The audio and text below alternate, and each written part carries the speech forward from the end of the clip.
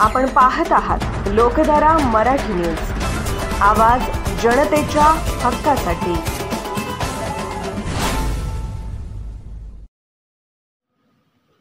जत तालुक्यातील सोन्याळ येथील जिल्हा परिषद प्राथमिक कन्नड शाळा येथे शाळा व्यवस्थापन समितीची मीटिंग घेण्यात आली। या मीटिंगमध्ये सर्व मताने शाळा व्यवस्थापन समिती अध्यक्ष म्हणून श्री सिद्धप्पा कलाप्पा यत्नाळ व उपाध्यक्ष म्हणून श्री विठ्ठल कऱ्याप्पा पुजारी यांची निवड करण्यात आली।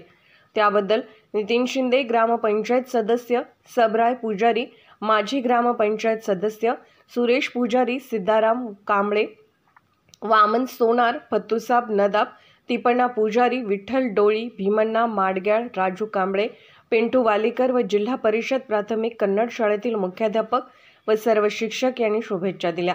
तसेच सर्व सेवा सोसायटी चेअरमन, व्हाईस चेअरमन, माजी चेअरमन, सर्व सदस्य व ग्रामस्थ यांनी निवडीबद्दल शुभेच्छा दिल्या।